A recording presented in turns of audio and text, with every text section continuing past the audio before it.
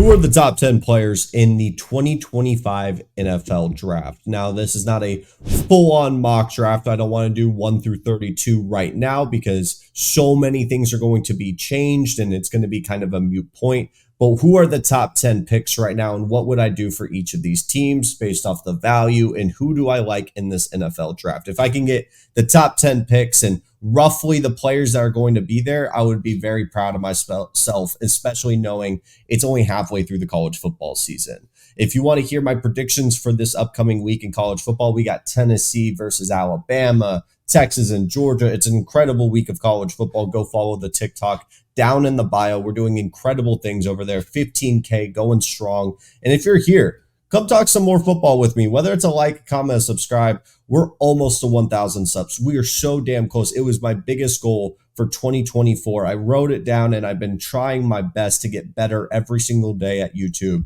And if you're willing to give me that opportunity, it would mean the world to me because you're giving me a chance to talk football with you. And that's my passion at the end of the day.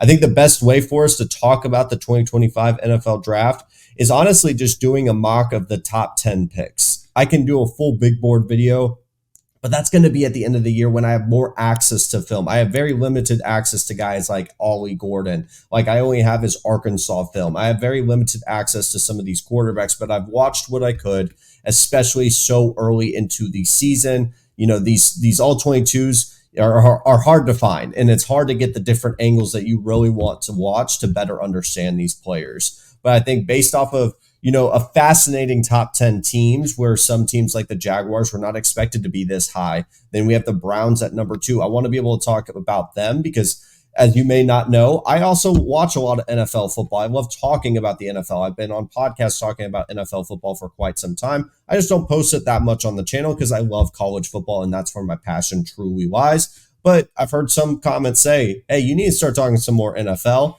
And look what we're doing. We're kind of mashing the two together. With that being said, let's go ahead and dive on in with the 2025 mock draft. Now, I'll be transparent. I'm excited about this 2025 class, but it's not to the same level of the 2024, draft class that had 6 quarterbacks go in the first round. You had a bunch of great wide receivers, though this class has some really damn good wide receivers I think could sneak into the top 10.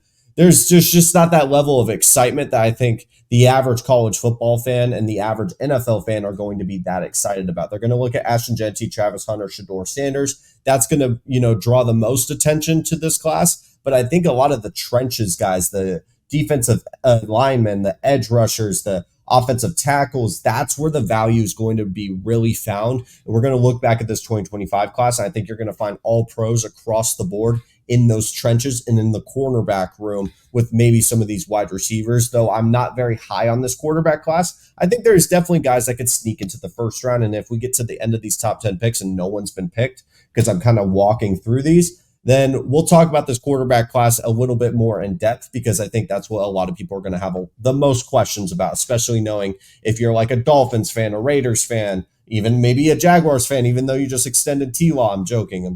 You guys are stuck with T-Law. We'll talk about the quarterback position a little bit in detail. So as of early October, the New England Patriots have the number 1 overall draft pick.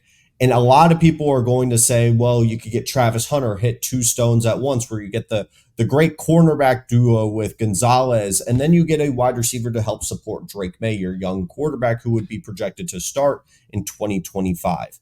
I'm going in the route of the offensive lineman, and I am a huge Will Campbell fan. Kelvin Banks is someone that I was teasing there for a second. I think Will Campbell has a chance to go number 1 overall. So does Kelvin Banks. Both of them are really, really good offensive linemen. I think you get a little bit more versatility with a guy like Will Campbell, but I think in pass protection, you get Kelvin Banks, who is an absolute mauler. I think either one of them could go number 1 overall. I can't remember the last time a offensive lineman went number 1 overall. Was it Eric Fisher in 2014? That might be the case. 2013. Oh, come on. I was close. Give me a break. So I think Will Campbell, not Eric Fisher, is going to support the Patriots in the best way possible at this point. With the offensive line being egregiously bad, you're not going to get the value of a guard with the number 1 overall pick. Corner, yeah, Travis Hunter would be incredible. It would be the most exciting pick. but knowing the Patriots, you're going tackle. When we go to the Cleveland Browns, it's an interesting story. We're talking about a team that just got off of Amari Cooper. They could potentially be in sell mode with the trade deadline, which makes their needs kind of in limbo in sense where I don't really know. Maybe they move off of Myles Garrett and edge rusher is their need. Maybe they move off of a corner and they now need more corners. Everyone's going to want to go with like Shedeur Sanders, but the problem I have with the quarterback position, and let me go to that tab, Jalen Miller, Cam Ward, Shedeur Sanders, Garrett Nussmeier, I think has good value. Carson Beck, Quinn Ewers. Let's just walk through them. Jalen Milroe, I think his lows are too low for a guy like Kevin Stefanski. Because at this point, Stefanski, I think, is going to want a quarterback that isn't so up and down. We saw what happened with Baker. We saw what happened with Deshaun Watson. Obviously, those are very specific cases. I think that's why he's concerned to throw in a guy like Jameis Winston, because you get these ups and downs. You're going to get that from Milroe. You're going to get that from Cam Ward. I think Carson Beck best fits this offense, but I don't think he's worthy of a top 3 pick. Garrett Nussmeier is a gunslinger, and I think he's going to be a pretty solid NFL quarterback, but he's definitely not top 3 pick material. Quinn Ewers, you get the injury bug, and honestly, he's up and down with his accuracy. Shedeur Sanders is what everyone's going to point to and talk about. At the end of the day, I'm going offensive lineman. Jedrick Wills has been pretty bad. At the end of the day, I think it was Conklin is their offensive tackle as well. I think at the end of the day, they go with a guy like Kelvin Banks. I like Kelvin Banks a lot. Like I said, Will Campbell and him, you can flip and intertwine.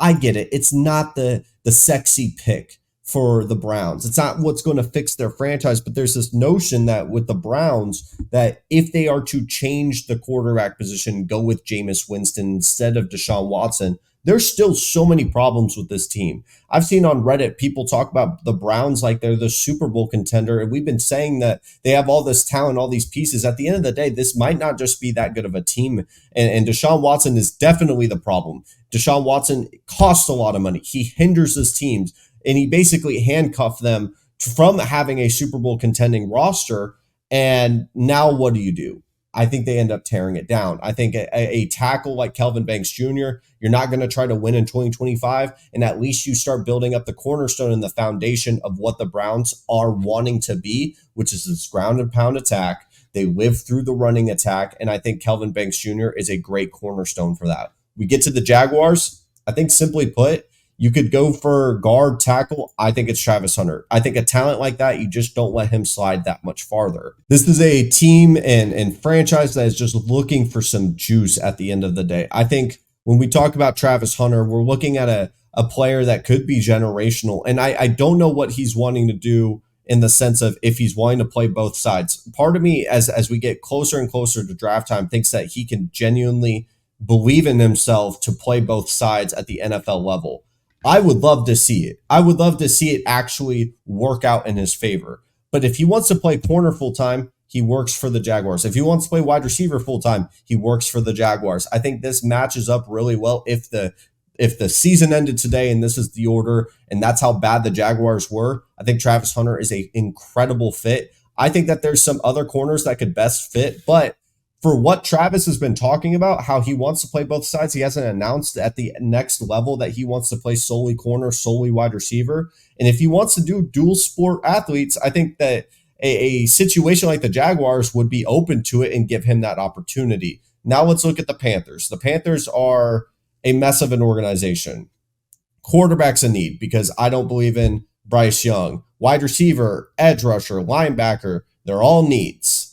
Where could we go here? I mean, obviously, quarterback, I don't think goes here. We could go to wide receiver. Is Tet McMillan enough of a guy where you go and say, hey, him and Deontay Johnson's going to fix this offense? I don't know if that's the case. I think we look at the potential edge rusher. I love Nick Scourton, man. Nick Scourton is a very, very good player. I think after they have lost everything that they did, at the edge position when they got rid of Brian Burns, they're going to need somebody. I know for a while, a lot of people were talking about James Pierce. Mikael Williams has a ton of talent. Abdul Carter has just skyrocketed into a lot of different conversations. And I get it. You may see the A&M thing behind me and say, oh, he's just biased. He's just wanting A&M to have a top 5 pick. I think Nick Scoren, the size of him, he's like Jared Verse plus. I understand Jared Verse went in the 20s. Jared Verse plus is someone that could range all the way into the top 10. And I think Nick Scoren, plus you get, who is it? Who's their defensive tackle? Derek Brown, one of the best young defensive tackles in all of football, honestly. And that size that Carolina is going to have with Nick Scoren on the edge, I get it. There's so many needs with Carolina. Any edge defender would be massive. Linebacker is not something that they can afford at the top 4 pick. Quarterback, it's not going to fix their problems. Bryce Young, yes, sucks right now. And I think his career's cooked. I still think he could be a good quarterback. It's not going to line up really well. Like, a quarterback's not going to fix all the problems. Wide receiver, I think Ted McMillan would be awesome here. I think Travis Hunter, knowing their owner and knowing how the Panthers operate, would love to get Travis Hunter, but we're not going to do trades here. I think Travis would end up going to the Jaguars. Number 5 for the LA Rams. Good Lord. Can you imagine the Rams with a top 5 pick? Where would they go here? There's so many options, and at the end of the day, the best option's Will Johnson. They need corner. Yeah, you can go offensive lineman, but at the end of the day, dude, if Will Johnson drops to anything below 7, I'd be shocked. He's an incredible, incredible player. If it wasn't for the athleticism that you get with Travis Hunter, and just the ceiling is the damn moon, where you're reaching the stars with Will Johnson at the end of the day, with a defined position. I think the gray area with Travis Hunter, I mean, you could flip the two, and I think you would get just absolute fireworks. So let's talk about the Titans. The Titans are a weird team, man. Will Levis, I don't think, is the answer. I don't think this team believes he's the answer. Wide receiver is a need just because Calvin Ridley is severely disappointed, and this team just gets older, and you really don't know what the trajectory of this team is. Tackle is definitely a need. I'm reading it off of PFF, but they've made a ton of investments that seem like win now moves. And I wonder if honestly going with a Shedeur Sanders here makes sense. The thing is I think what makes the most sense in a perfect world is Shedeur Sanders is a Raider. It makes the most sense to me. And I think a guy like Ted McMillan could definitely fall here, because I think the Titans at the end of the day are one that is going to be looking for a veteran quarterback. That's just kind of their MO, man, is that they go get a veteran quarterback and they go get someone to man the veteran riddled offense that the Titans are notorious for. And let's just put Ted McMillan there, man.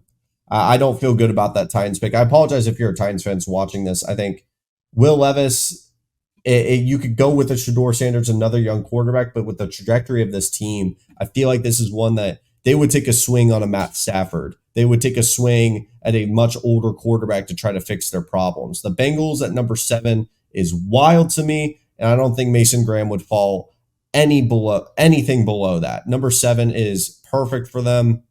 The Bengals need to really hit well and quickly on the defensive side of the ball. I think Malachi Starks is someone that could do that. Kenneth Grant, any of the corners would be incredible for them.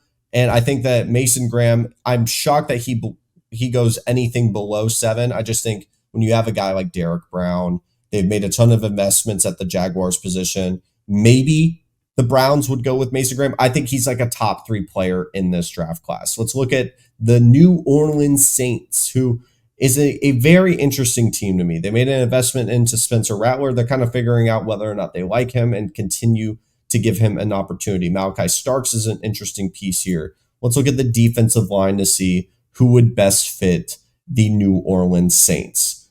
Deion Walker, you get Kenneth Grant potentially here. Do both Michigan guys go back to back? I think that's interesting.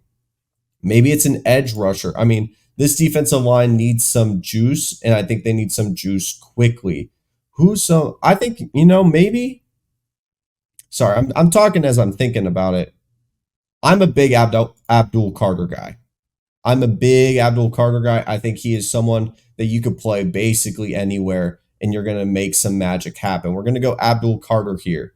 We're going to go with Kenneth Grant, something that the damn Cardinals should have done last year was invest in the defensive line, and they damn didn't. Very simply put, we're going to talk about the quarterback position here in a minute. First of all, Abdul Carter, just love his potential and his upside. We talked about Kenneth Grant. The Cardinals need defensive line help so bad. If they're not able to get a top edge rusher, I would like LT Overton because you could play him basically anywhere. They need defensive line help. Kenneth Grant is perfect for that position. If they got lucky enough to go get a Mason Graham, that would be even better. Let's talk about Shedeur Sanders. I think he's the quarterback one just because of the adversity that he has played through, and he has gotten better and more comfortable as time progressed, especially in a chaotic situation like Colorado. You may not like how he treats his other teammates. You may not like how he responds to media. You may not like if he's a good enough leader. And yeah, I have questions around that. But at the end of the day, I've never met the man. I don't know what's it like to be in the locker room with him. All these stories, all these rumors about Colorado, they may be fake. They may just be pushed just to make Colorado look worse than it does. I think what I can base on the field, he's the most consistent quarterback. His accuracy is real. I think he has a weak arm at the end of the day, but also when we look at the rest of the quarterback positions, Jalen Milroe cannot be accurate consistently to save his life at this point in the season. Cam Ward is electrifying, but for the worst reasons and the best reasons all at the same time. I think he could be a really good quarterback if he just stays consistent. Garrett Nussmeier is a gunslinger, and he's more of a traditional quarterback. I think his arm talent's incredible. He can make some incredible plays, especially even though he's more of a traditional player. I think he's got a little bit of juice in being able to move in the behind the line of scrimmage. I butchered that. I apologize. Carson Beck, I think he's your traditional pocket passer that can move just a little bit, like a Jared Goff minus. I used to say Jared Goff plus. It's more minus at this point because he's had an up and down year and he hasn't shown that consistency, nor has Georgia's offense. Quinn Ewers, all the talent in the world, he's just been injured and inconsistent, and that's not a pairing that is worth of a top 10 pick. I think with the addition of Tom Brady in the room with the owners, Shedeur Sanders being a connection with Tom Brady, it makes too much sense. Would I go Shedeur Sanders with the top 10 pick? Probably not, but it just makes too much sense. I think it's written in the stars. Shout out John Cena, shout out to The Rock. But I think that's what's going to end up happening with the top 10 picks if the season ended today. Good Lord. Okay, so we finished that. I know that was probably the most chaotic way of doing a top 10 mock draft. But with that being said, thank you guys so much for giving me an opportunity to talk football with you guys. And I'll see you guys next time for a lot of reactions because we got some huge games of college football to talk about. I'll see you guys next week.